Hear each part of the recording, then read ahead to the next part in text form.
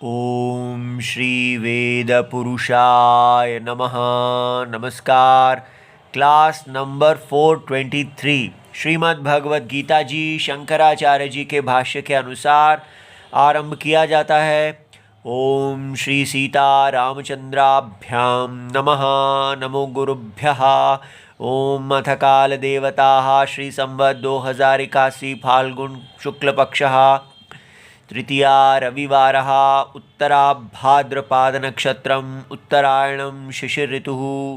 ओम तत्सत् श्री शंकराचार्याय गुरवे नमः।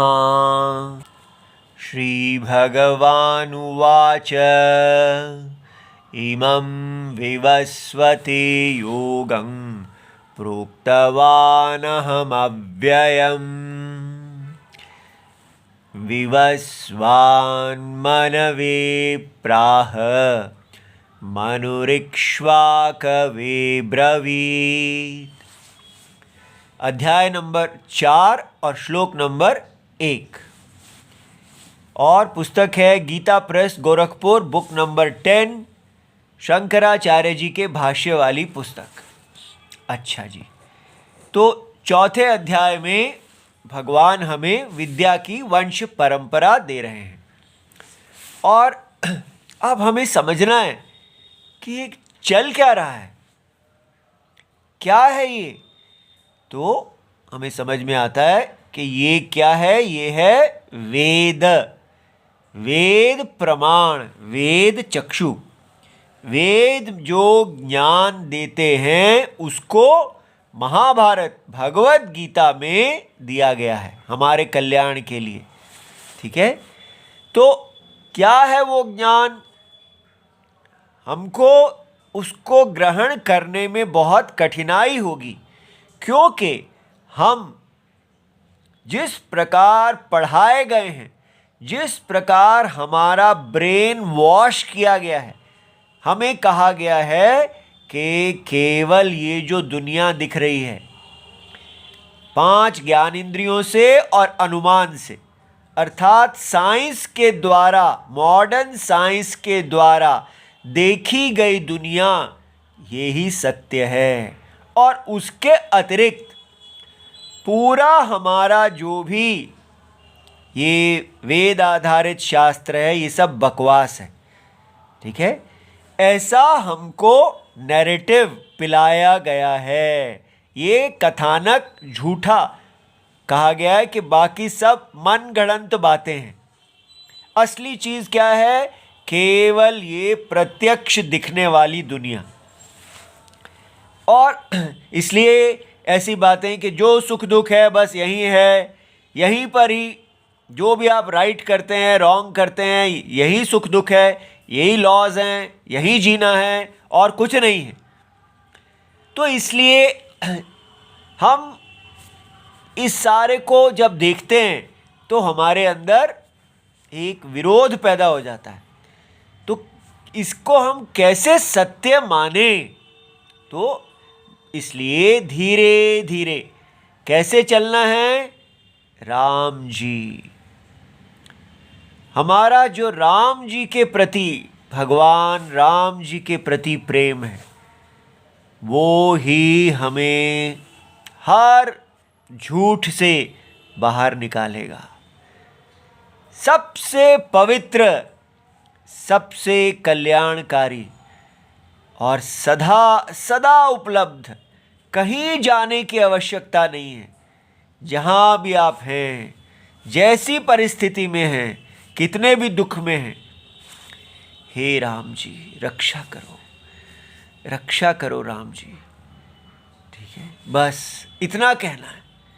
और हमारे जगत के सत्यम, जिस जगत के सत्यम के बारे में भगवत गीता बता रही है, तो इसलिए जो साइंस ने हमें कंज्यूमरिज्म बताया है वो परम सत्य नहीं है। तो इसलिए जब हमें भगवत गीता ये बताना चाह रही हैं कि ये जो दुनिया आप देख रहे हैं, ये एक जादुई दुनिया है, ये एक माया दुनिया है। अब धीरे धीरे परिभाषा की तरफ जाना है। पहले जादू कहा, अब कहेंगे ये क्या जादू क्या होता है, तो माया कहा। तो माया क्या होता है, तो अब क्लियर होना है। माया क्या होता है, कोई भी वस्तु सत्यम अगर उसका अज्ञान हो तो अज्ञान के कारण वहाँ एक प्रतीति आ जाती है, एक परसेप्चुअल क्रिएशन आ जाती है जो केवल वर्चुअल होती है।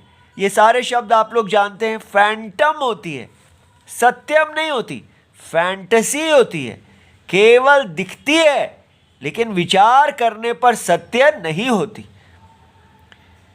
तो हमको एक बहुत ही बड़ी बात वेद बता रहे हैं, और वेदों को किसी मानव ने नहीं बनाया। ठीक है, कोई आजकल कहा जाता है वो पुराने साइंटिस्ट थे, वो साइंटिस्ट नहीं है।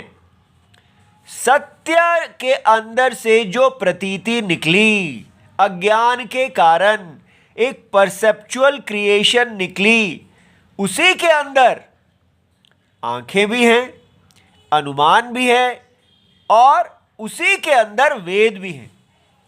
जैसे आपके स्वप्न में होता है, जब आप स्वप्न में जाते हैं तो स्वप्न की आंखों से स्वप्न की दुनिया को देखते हैं। स्वप्न के अंदर ही आप अनुमान लगाते हैं कि ये जो स्वप्न की क्रिएशन दिख रही है, अवश्य ही यहाँ पर इतने मिलियन ईयर्स पहले कुछ हुआ होगा, कोई बिग बैंग फटा होगा तब ये आई होगी। तो वहाँ के साइंटिस्ट इत्यादि सब एक काल रेखा के ऊपर दुनिया बनाते हैं, और स्वप्न के अंदर ही जियो पॉलिटिक्स, वर्ल्ड इत्यादि सब कुछ होता है, और स्वप्न के अंदर ही वेद भी होता है। और वो वेद ये बताता है कि ये जो दुनिया आप देख रहे हैं, इसके अंदर आप जन्म लिए हैं। ये स्वप्न जो है ये नित्य नहीं है, ये अपने कारण में से आया है।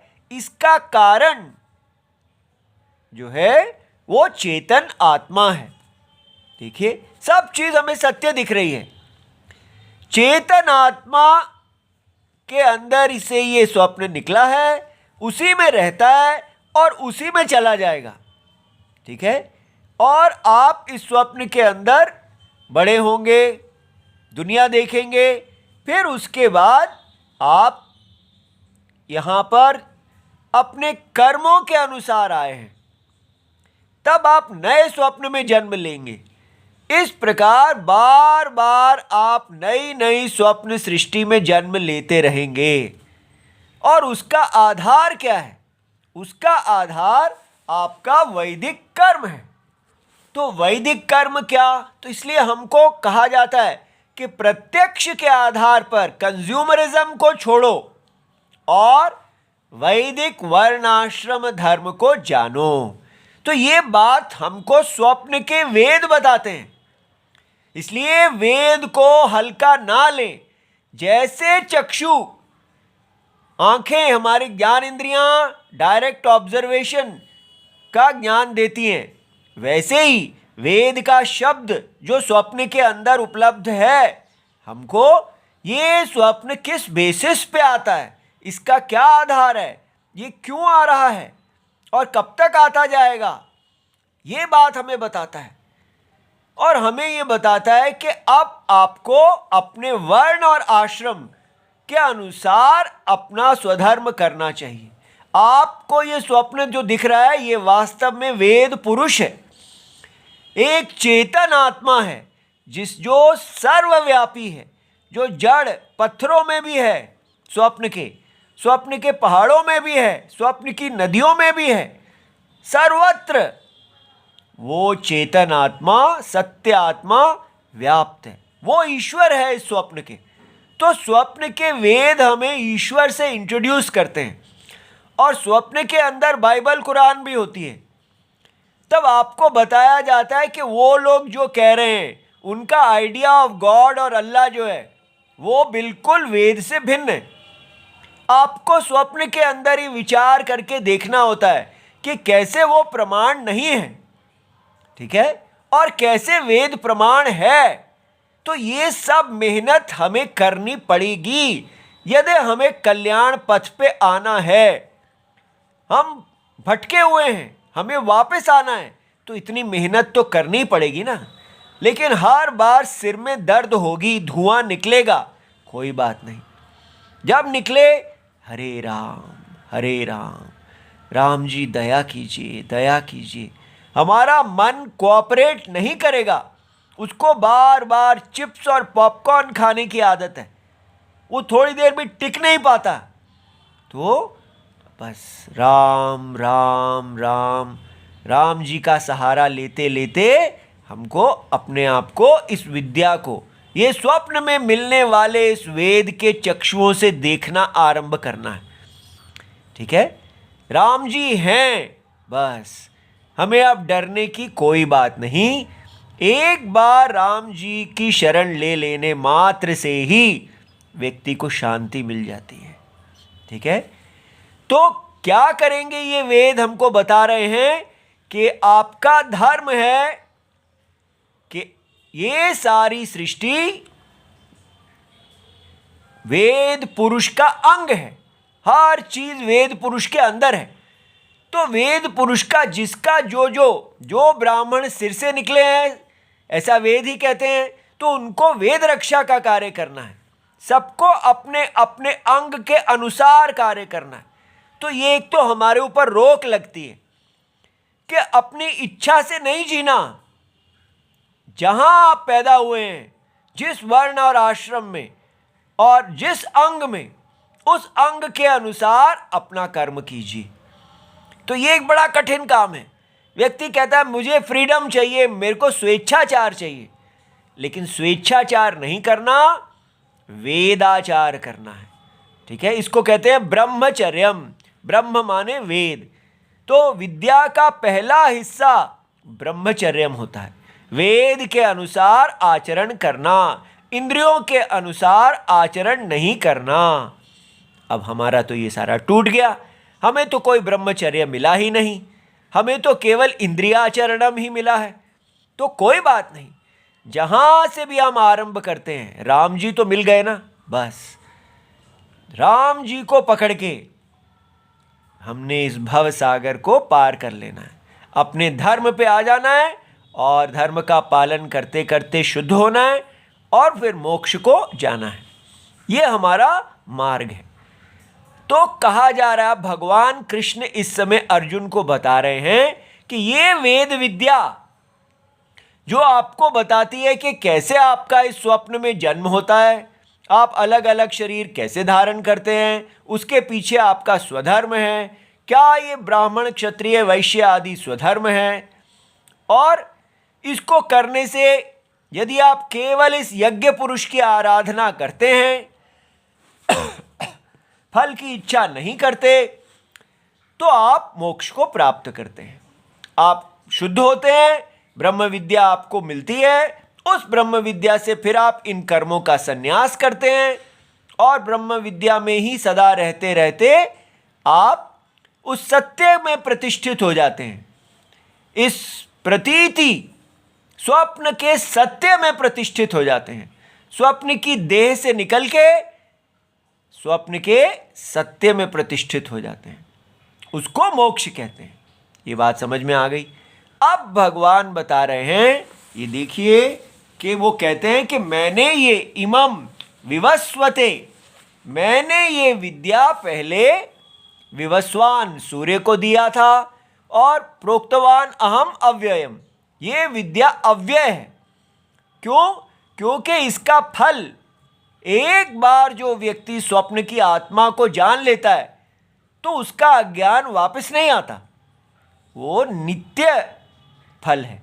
ठीक है, ज्ञान को अज्ञान बाधित नहीं कर सकता, तब तक कर सकता है जब तक ज्ञान प्रतिष्ठित नहीं हुआ। अब एक बार आप सत्य को पूरी तरह देख लेते हैं तब फिर अज्ञान दोबारा नहीं आता, तो इसलिए अव्यय फल देने वाला है। तो विवस्वान सूर्य ने अपने पुत्र मनु को दिया और मनु ने इक्ष्वाकु आदि राजा को दिया, ऐसा ये बताया। और यहाँ भाष्य में ये भी बताया गया, हम पढ़ चुके हैं, हम बस उसका रिवीजन ही कर रहे हैं कि ये ज्ञान क्षत्रियों को क्यों दिया। क्योंकि भगवान कहते हैं कि अगर क्षत्रिय राजा, देखिए हमारे आजकल डेमोक्रेसी, राजा को वर्णाश्रम धर्म, भगवत गीता आदि ये सारे वेद का ज्ञान होना चाहिए, ताकि वो वर्णाश्रम धर्म की रक्षा कर सकें और सबको कल्याण मार्ग, धर्म, अर्थ, काम और मोक्ष की तरफ ले जा सकें। सभी अपने अपने धर्म से जिएं और धर्म से अर्थ और काम की प्राप्ति करें, उसमें संतोष करें और फिर मोक्ष को प्राप्त हो। ऐसा क्षत्रिय व्यवस्था बनाएं, इसलिए क्षत्रियों को दिया और कहा कि अगर क्षत्रिय जो हैं ऐसा करते हैं तो ब्राह्मण की रक्षा होती है। और ब्राह्मण और क्षत्रिय अगर दोनों सुरक्षित हो जाएं, अपने धर्म में लग जाएं, तो जगत परिपालयितुम अलम, सारा जगत इन दो मुख्य सिर और भुजा, भगवान का सिर ब्राह्मण और भगवान की भुजा क्षत्रिय, ये दो अगर अपने स्वधर्म को संभाल लेते हैं तो बाकी सब ठीक हो जाएगा, ऐसा भगवान ने बताया। अब यहां पर ये जो कहा गया कि मनु को दिया, तो मनु तो 14 है। ये देखिए ये किस ऐसा, अब ये भी वेद के अंदर ही मनुस्मृति में पहले अध्याय में 79 श्लोक इत्यादि के पास ये सब दे रखा है कि कैसे ब्रह्मा जी का जो भगवान अज्ञान के कारण जगत कारण बनते हैं, जगत कारण बनने से उनके अंदर ब्रह्मा जी की उत्पत्ति होती है और ब्रह्मा जी का जो एक दिन है वो एक कल्प के बराबर है। एक कल्प में 14 मनवांतर होते हैं, ठीक है, अर्थात एक ही दिन में उनके 14 मनु पैदा होते हैं। और एक मनु जो है उसका टाइम पीरियड ये कितना मन को घुमा देने वाला है, 72 इंटू एक चतुर्युग का इतना टाइम पीरियड होता है, इतने मानव साल। एक चतुर्युग में 432 4,32,20,000 मानव वर्ष होते हैं। तो इतने में एक मनवंतर खत्म होता है और अब तक 6 मनवंतर खत्म हो चुके हैं। इतने मनु आए और चले गए। अब इस समय वैवस्वत मनु हैं। इन्हीं को ही भगवान यहाँ भगवत गीता में कह रहे हैं कि मैंने विवस्वान, वैवस्वत माने सूर्य के पुत्र, ये मनु चल रहे हैं, इनका टाइम पीरियड चल रहा है, ठीक है। तो ये 72 4 युग जो हैं उनके अंदर तक इनका टाइम पीरियड रहेगा। इस चतुर्युग में ये बात भगवान बता रहे हैं, ठीक है, कि मैंने ए वाले ये जो मनु हैं यहाँ पर इनको ये विद्या दी और इन्होंने आगे इक्ष्वाकु को दी और वो इक्ष्वाकु जो हैं राम जी के वंश के हैं, के आदि हैं। ये बात समझ में आ गई। तो अब इतना बड़ा काल देख के हमें वैराग्य आना चाहिए कि काल इतना बड़ा है तो हम कितने छोटे हैं और हम यहाँ पर अपनी इच्छाएं लेके पागल हो रहे हैं। तो जब ये देखें तो हमको बस वैराग्य होना चाहिए और अपने धर्म की तरफ मुड़ना चाहिए। अच्छा, अब हम आगे देखते हैं। एवं परंपरा प्राप्तम इमं राजर्षयो विदुः सकाले नेह महता योगो नष्ट परंतप। बस अब ये विद्या जो भगवान ने दी, एवं परंपरा प्राप्तम, ये विद्या जो इस प्रकार भगवान से सूर्य नारायण के पास पहुंची, फिर मनु के पास पहुंची और मनु ने उसको इक्ष्वाकु को दिया, ठीक है। और इक्ष्वाकु ये भगवान ने बहुत छोटे में बताया है। ये इस प्रकार और भी आगे परंपराएं हैं, विद्या कहाँ से कहाँ जाती है, पर भगवान ने चेन की केवल 4 कड़ियाँ बताई हैं। तो ये ऋषि जो होते हैं, ब्रह्म ऋषि जो ब्राह्मण हैं ऋषि होते हैं और राजा क्षत्रिय ऋषि होते हैं। तो राज ऋषि, तो वो राज ऋषि सारे जो राम जी का वंश है वो राज ऋषियों का पर वंश है, वो राजा हैं और ऋषि हैं, अर्थात उनसे सबने जो वेद विद्या को देखा है, वेद विद्या के मंत्रों को जो देखते हैं उनको ऋषि कहते हैं। तो ये जो राज ऋषि हैं ये जानते थे। अब क्या हुआ, बड़ी दुख की बात है, सकालेन इह महता, ऐसे बहुत काल बीत गया। ये जो विद्या है योगः, जिसके द्वारा व्यक्ति कल्याण पथ को प्राप्त होता है, नष्टः परंतप, हे अर्जुन परंतप, दुष्टों को ताप देने वाले, इस प्रकार ये विद्या नष्ट हो गई। अब ये इसके भाष्य से हम देखते हैं कि विद्या नष्ट हो गई, वेद योग नष्ट होगा का क्या अर्थ है। एवं क्षत्रिय परंपरा प्राप्तम इमं राजर्षयो राजानः च ते ऋषयः च राजऋषयो विदुः इमं योगम। तो क्षत्रियों की परंपरा से, पिता पुत्र परंपरा, ये हमारा सभ्यता है, हमारा भी ऐसा ही होना चाहिए था, ये परंपरा से ये विद्या आनी चाहिए थी, ठीक है, और हमको अपने वर्णाश्रम धर्म का पालन करना चाहिए था। किंतु जैसे यहाँ भगवान बता रहे हैं कि ये विद्या नष्ट हुई, हमारे काल में भी ये नष्ट हो गई है, कोई बात नहीं, ऐसा होता है बार बार, इसको पुनर्स्थापित किया जाता है। तो भगवान इस समय इस विद्या को पुनर्स्थापित कर रहे हैं। तो ये नहीं कहना कि आप बोल रहे हैं, भगवान कहाँ है यहाँ पर, भगवान जगत की आत्मा हैं, भगवान ही बोल रहे हैं और भगवान ही सुन रहे हैं। इसलिए प्रतीक्षा नहीं करना कि कब उनका अवतार होगा और तब होगा तभी हम मानेंगे। भगवान सदा उपलब्ध हैं, जो भगवान को में प्रतिष्ठित होगा उसको भगवान उसी समय मिल जाएंगे, ठीक है। अच्छा, तो इसलिए क्षत्रिय परंपरा जो है वो राज ऋषियों की परंपरा यहाँ भगवान ने बताई है, वो राजा भी हैं और ऋषि भी हैं, इसलिए दोनों जो होते हैं उनको राज ऋषि कहते हैं। स योगः कालेन इह महता, माने दीर्घ, काफी देर तक इसकी परंपरा अक्षुण्ण चलती रही, लेकिन फिर क्या हुआ, नष्टः विच्छिन्न संप्रदाय। तो जब अर्जुन का काल आया तब तक ये संप्रदाय नष्ट हो गया, ठीक है। संवृतः, ऐसा हुआ, घटित हुआ, ये घटना घटी कि भारत में ब्रह्म विद्या वर्णाश्रम धर्म को व्यक्ति लोग केवल बस हम क्षत्रिय काम कर रहे हैं, लेकिन वो भूल ही गए कि ये धर्म क्या है, कैसे ये धर्म मोक्ष से जोड़ने वाला है। इति हे परंतप, तो अर्जुन को उन्होंने कहा, तो भगवान ने अर्जुन को परंतप क्यों कहा, आत्मनः विपक्ष भूता, तो पर का मतलब है जो आपके विपक्ष में हो, तो माने अर्जुन धर्म की तरफ हैं तो दूसरे वाले अधर्म।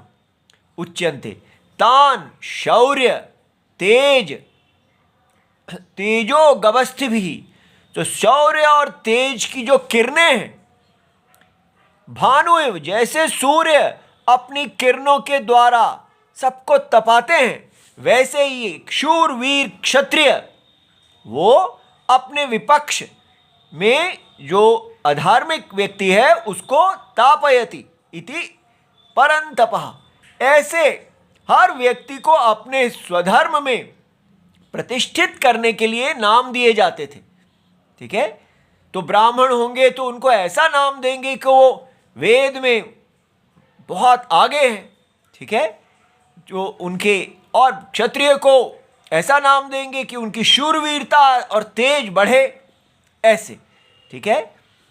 तो अब भगवान शंकराचार्य जी बता रहे हैं कि वो क्यों, ऐसा क्यों हुआ कि वेद परंपरा विद्या परंपरा नष्ट हो गई। तो वो कहते हैं दुर्बलान जितेंद्रियान, ये देखिए, जिन इंद्रियों को जीतना हमारे भारत का सबसे बड़ी चीज है और ये ही नष्ट हो गई है।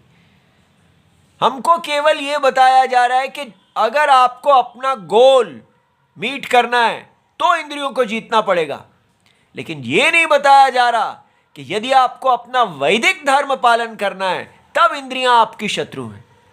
ठीक है, इसलिए दुर्बलान, जिनके अंदर बल नहीं था, इंद्रियों को जीतने के लिए बल चाहिए, तो उनकी इंद्रियां जो थी वो जीती गई नहीं थी। प्राप्य, तो उनको प्राप्त करके ये जो विद्या है ये उन लोगों के हाथ में गई जिनकी इंद्रियां वश में नहीं थी। इसलिए क्या हुआ, योगम इमम उपलभ्य लोकम च अपरुषार्थ संबंधिनम। इसलिए तो भगवान कहते हैं कि मैंने ऐसा देखा कि सब सारा लोक जो है वो बिना पुरुषार्थ के, पुरुषार्थ है जिससे आप धर्म करते हैं। ठीक है, पुरुष जो है उसको धर्म से अर्थ और काम की प्राप्ति करनी चाहिए और धर्म से मोक्ष की प्राप्ति करनी चाहिए। लेकिन अगर वो धर्म का पालन ही नहीं कर पाएगा इंद्रियों के वश में आके, तो वो नष्ट हो जाएगा।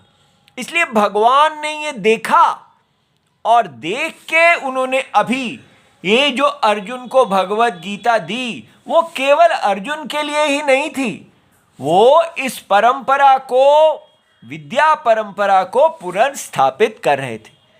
इसलिए हम देखते हैं कि हम हैं अज्ञान में, आत्मा अज्ञान में जीव कहलाती है और वही परम सत्य आत्मा ज्ञान में ईश्वर कहलाती है। इसलिए भगवान सदा हैं, हमें कोई घबराने की बात नहीं है। ब्रह्म विद्या कितना भी नष्ट हो जाए, कितना सारी दुनिया अपनी इंद्रियों के वश में आ जाए, जो व्यक्ति जहां पर भी है हरे राम राम जी रक्षा कीजिए, बस इतना कहेगा तो भगवान उसके लिए ज्ञान चक्षु खोल देंगे। ठीक है, तो इसलिए हमारे लिए कोई भय घबराहट की बात नहीं है, हमें बस अंदर अपने गुरुजी के अधीन होना है। तो भगवान यहाँ बता रहे हैं, स एवायं मया तेद्य योगः प्रोक्तः पुरातनः भक्तोऽसि मे सखा चेति रहस्यं ह्येतदुत्तमम्। तो सह एव अयम मया, तो वो जो योग है मया, मेरे द्वारा, ते अद्य योगः प्रोक्तः, वो मेरे द्वारा आपको कहा गया है, वो पुरातनः, वो कोई नया नहीं है, मैं कोई नई बातें नहीं कर रहा हूं, ये अनादि विद्या है, अनादि अज्ञान को दूर करने वाली अनादि वेद विद्या हमेशा प्रमाण रूप से सदा यही रहती है, यही उपदेश रहता है। क्योंकि प्रॉब्लम ये है, जैसे डॉक्टर अगर रोग है तो उसकी मेडिसिन देते हैं, तो जैसा रोग वैसी मेडिसिन, पुरानी रोग है तो वही पुराना मेडिसिन होगा। ठीक है, तो ये अज्ञान के कारण हम इस संसार में बार बार जन्म ले रहे हैं और मोक्ष की इच्छा, मोक्ष हमारे को मुक्ति ज्ञान से मिलता है, तो वही ज्ञान दिया जा रहा है। तो स एव अयम मया ते तुभ्यम, मेरे द्वारा आपके लिए अद्य इदानीम योगः प्रोक्तः पुरातनः। तो भगवान आपने मेरे लिए क्यों कहा, मेरे में आपने ऐसा क्या बात देखी, कितने करोड़ों लोग थे, आप उन सबको दे सकते थे। तो भगवान कह रहे हैं, बेटा जी, अर्जुन जी सुनिए, भक्तः असि, तुम्हारे अंदर मेरे प्रति प्यार है, तुम मेरे से प्यार करते हो। अर्जुन के अंदर एक बहुत बड़ी बात है, बाकी सारे पांडव भी थे, उन सबको भी दिया जा सकता था, लेकिन अर्जुन के अंदर भगवान कृष्ण के लिए प्रेम है। ठीक है, इसलिए ये सबसे बड़ी चीज है। ठीक है, प्रेम भक्तोसी में सखाच, और यू आर माय फ्रेंड। भगवान के साथ भक्ति और मित्रता। भगवान कोई यहाँ पर डंडा लेके तानाशाह नहीं है, डरना नहीं। भगवान से प्यार करो और भगवान से मित्रता करो। जो व्यक्ति भगवान से प्यार करता है और उनसे मित्र भाव रखता है, भगवान उसको कहते हैं रहस्यम ही यस्मात् एतत् उक्तम योगः ज्ञानम इत्यर्थः। तो मैंने आपको वो जो रहस्यम है, जो छुपा हुआ है, वो चक्षु जिसके खुलते हैं उसी को दिखता है, वो रहस्यम का द्वार है भक्ति और मित्रता। ठीक है, बिल्कुल डरना नहीं, भगवान से प्यार करना, उनसे मित्रता करना, और उनको मैंने ये ज्ञान दिया है। ठीक है, अब आगे भगवान अर्जुन जो हैं वो हमें बताने के लिए कि ये क्या चक्कर है। आप कहीं हम सब ये कहें कि भगवान कृष्ण जो हैं वो तो अभी पैदा हुए हैं, कैसे जानते हैं? तो ये बताने के लिए कि कैसे भगवान वास्तव में अभी पैदा नहीं हुए हैं, वो जगत की आत्मा है। तो अर्जुन प्रश्न पूछेंगे जिसके उत्तर में हमें पता चलेगा कि वास्तव में ये श्री कृष्ण जी कौन हैं। ठीक है, ओम नमो भगवते वासुदेवाय, प्रणाम।